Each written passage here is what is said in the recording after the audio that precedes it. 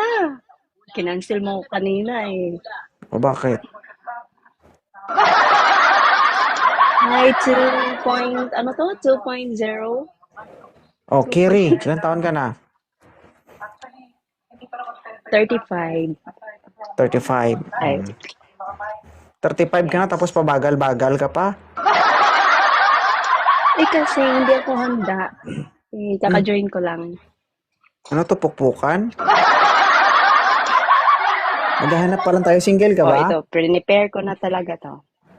Yes, 100%. Oh. May anak na po Ano si pa? Kiri. 0. 0. Deserve.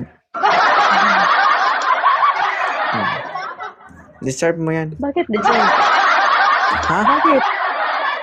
Bakit Basta deserve mo yan. Okay. Accept.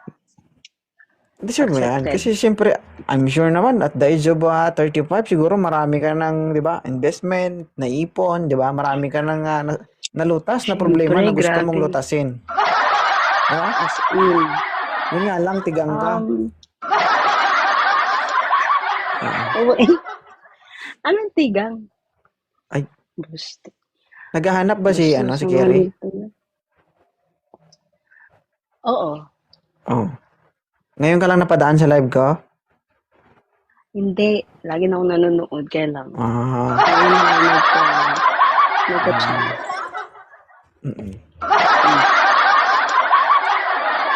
Anong gusto mo sa isang Hanapan mo lalaki? ako ha. Yung financially stable, yung good provider. Siyempre, gwapo. Lubos-lubosin ko na. Tapos,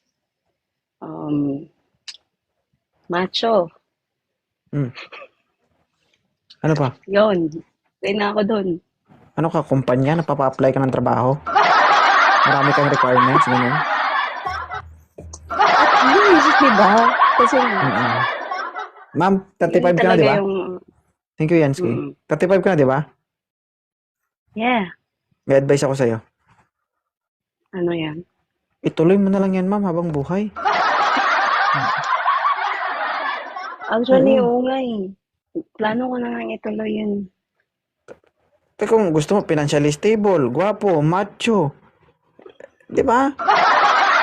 Diba, tinanong na ako. So, ano pa ba ang sasabihin ko? Alam nga sabihin ko, pangit, bulag, pepe, bengi, ganon. Alam nga naman sabihin ko na ganon.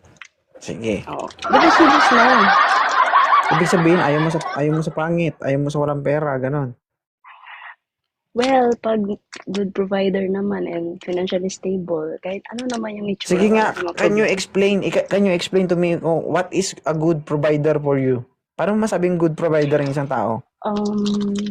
Siyempre, pag sinasabi kong financially stable, good provider talaga yan. Kasi may pera siya. Siyempre, kung mag-aasawa lang din ako, alam nga naman, doon pa ako sa tambay. Tanggalin mo yung word na good provider. Ano dapat? Bakit? Yun lang ba yun? Good contractor? No. So, yun lang ang ibig sabihin sa'yo. Masasabing good provider ang isang tao kapag may pera. Tama?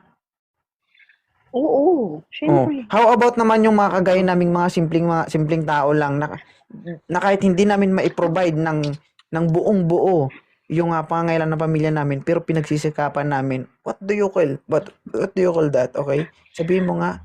Okay. Paano mo nga i-provide yung mga bagay-bagay? Hindi naman financially lang yung gusto kong sabihin. Financially nga sinabi mo. Diba? Sabi mo kapag may pera, good provider siya. Oo. But ibig sabihin nun, ang good provider ka, hindi ibig sabihin na pera-pera lang. Ganun. Binawi mo naman sinabi mo. Ako umabot sa ganito eh. Kasi nga, di ako makahanap ng maayos. Alam mo kung bakit? Alam mo kung bakit? Bakit? Pili pa more. Sige, kahit ano na lang. Wala na ako. Ay, hindi.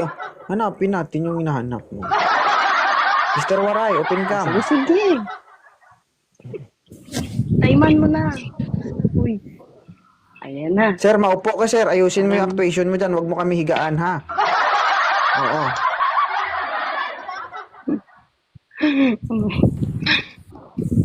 Oh. Hi. Tsaka yung electric fan mo, sir. Mas malakas ang... Mahirap Buga ng lang ako, electric bossing. fan. Mahirap. Oh. Sir, narinig mo ang sinabi ni ma'am? Good Narinig ko. provider. May pera. Guwapo. Macho. Oh. Sabihin natin siguro, meron ka ba nun, sir? Sa pera, mayroon naman. Pero hindi naman. Hindi naman ako mayaman eh. Mm. Huwag ka malikot, sir. Hindi ito siso. Ano pa? Si ma'am, gusto mo si Wala ma'am. tas. Sir, gusto mo... Pero trip mo Tas si ma'am, muna, gusto mo bossing. si ma'am. Type.